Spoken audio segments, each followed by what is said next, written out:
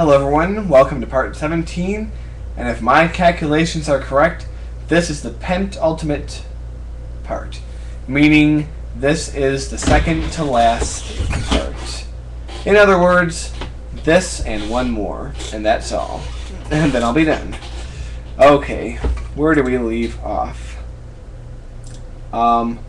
Mega Shadow 41 asks, do you want to be a millionaire? And the answer is yes. Sure, of course I do.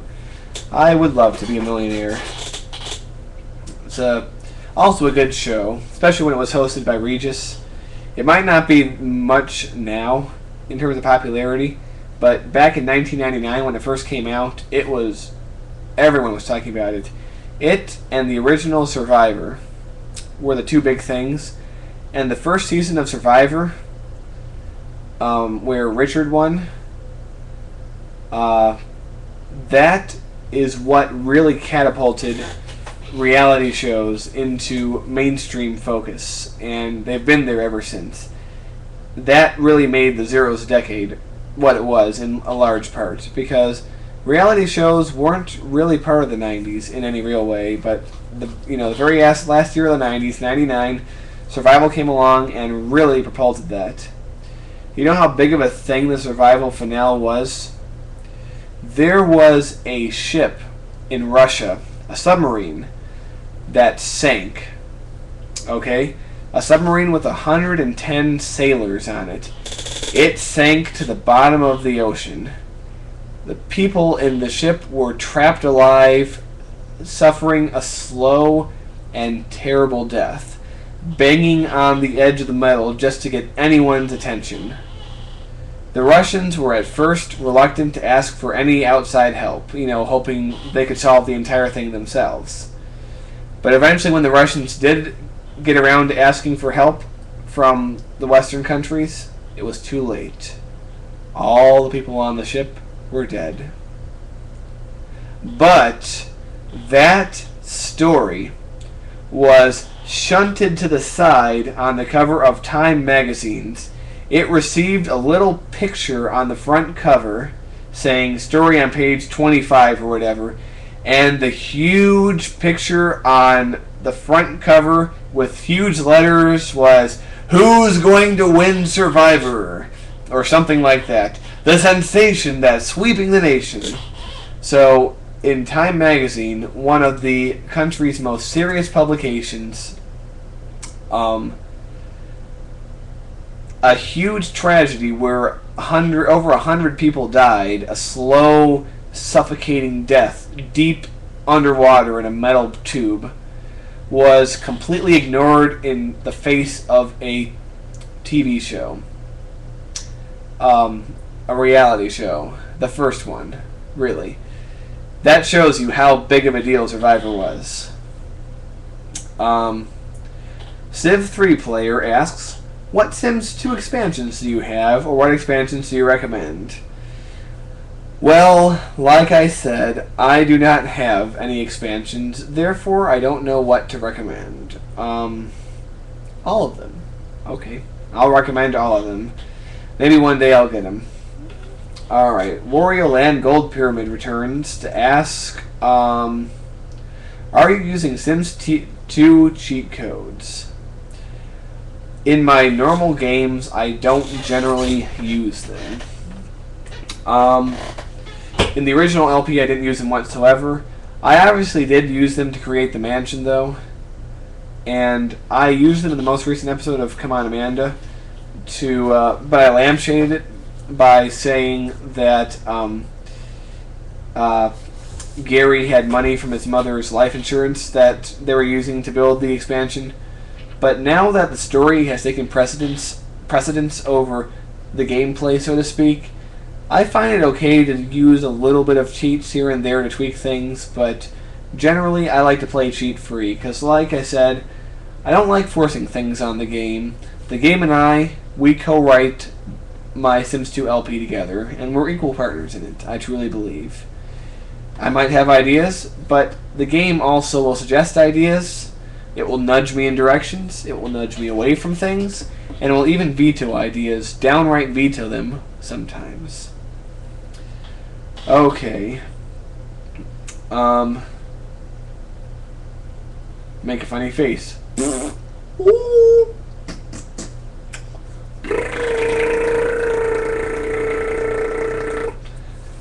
That funny enough for you? Okay. Alright. Enter Soft Inc. Hello, you're a forum guy. He asks, will you read my name? I just did, didn't I? Are you a troll? Sometimes.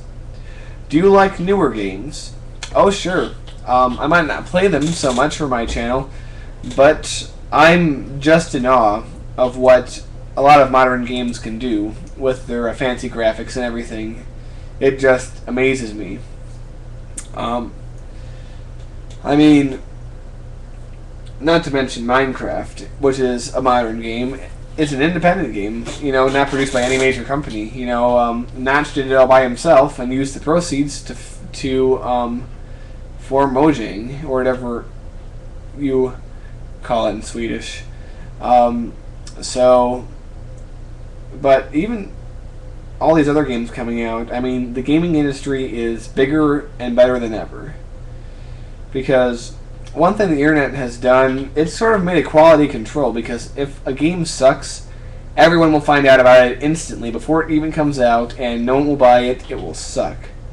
Back in the days of Nintendo, they used to be able to push all sorts of shitty games, in the words of the angry video game nerd. And that's what he bases his whole existence around, is reviewing those shitty games. And the thing is, there wasn't really forewarning. There wasn't internet back in those days. So when you picked up a game off the shelf, you had no knowledge. It was a random gamble if that game was going to be any good or not. So nowadays, since we have the internet and people are informed, game companies know, like, oh crap, if we don't make a really good game, it's not going to get bought. We can't fool people into buying crap anymore. I mean, sure, a few stinkers still get through, but, you know, most games these days made by major companies are really quite good. So yeah, I do like modern games, even if I might not play them for my channel at this very moment. I mean, I think if I play a modern game, I will get oversaturated with, you know, all sorts of other people playing it, you know. Although, I really would like to play Portal sometime, just because of, it really seems like my kind of game. Alright. What are your PC specs? Already answered that. Fast, awesome, and about 500 gigabytes memory. Would you call yourself a nerd? Yeah, I would. I mean, my life is on the internet, basically. I upload videos, I play SimCity, you know, I'm a nerd. What's your favorite TV show? Right now, like I said, I don't really watch that much TV anymore. The internet is my favorite TV show. Am I annoying? Nah, you're not annoying. I've had to put up with the Royal Angle Pyramid all this time. No offense to that guy. He's asked a number of good questions, as well as a number of stinkers, but that's okay. But Entersoft, you are a Class A guy by my book. Do you love me? Yes, of course I do. Why do you take so many naps? Well, the thing is, I often work third shift, and what that means is night shift, graveyard shift, whatever else you might call it, where I start at 11 in the evening and go until 7 or 8 in the morning. And since it's really hard for me to sleep like all day, what I'll do is I'll get up around noon, putz around, do whatever I need to do, and then around 5 or 6, take a nap for 3 hours, because that gives me the energy to get through the night. And I really do need the energy. Well, of course, it's just not just a nap that does it for me. It's also coffee. Lots and lots of coffee. I love coffee. Coffee! Love it. Especially the dark coffee. Regular don't like that quite as much. Decaf doesn't exist to me. Do you like questions? I do, actually. I enjoy making these question videos, and I will probably do it again. How much wood would a woodchuck chuck if a woodcut should chuck wood? 5.05. I learned that from Hank the Cowdog. Don't know who he is? Look him up. And finally, will you do a Sims 3 LP? I had to. Ha, ha, ha. Okay. Wario Land Gold Pyramid is back. Okay. These aren't actually questions anymore. Okay. That's fine. I am pressing the button for the final page of questions. The final page of questions. Oh, it's kind of funny. The last few questions are ones that people have asked just within the last day, just wanting to get them in so I can answer them. I kind of like the thing. That's funny. Do you remember? This is still Wario Land Gold Pyramid. Do you remember that you have to answer the questions from the last page to first page from bottom to top? Yes, I did remember that, obviously, or else I would be answering them in the wrong order. I always like to answer my questions in order of first received to most recent received. Wario Land Gold Pyramid goes on to ask, what is Norm and Gary's last name? It's Rhodes. R-H-O-D-E-S. Norm Rhodes and Gary Rhodes. And now George Rhodes. He's taken on his father's name, I'm sure. I mean, Amanda is still Amanda Lincoln. She's not married to Norm and hasn't taken on his last name. Lucy is really the only one who's taken on someone else's name. She's now Lucy Summerdream, but she used to be Lucy Lincoln. And she's still known that way by, you know, old friends and everything. But Tom, Amanda's other son, he is still Tom Lincoln because he doesn't know who his father is yet. And neither do you. Oh, unless you figured it out. I don't think it's that hard to figure out, but still, officially, it's still a mystery. No Little Sock Monkey. His name is not Johnny. But thanks for trying. Okay. Little Sock Monkey asks, Bonecanoe86, I am 11 years old, and one of my cast members in the play I was touring with showed me your channel some time ago. I love your videos, and I was just curious about your inspiration for the Lincoln family. Well, first of all, I really appreciate your compliment, and it really does mean a lot to me when people say positive things like that. It really does warm my heart, and I appreciate it.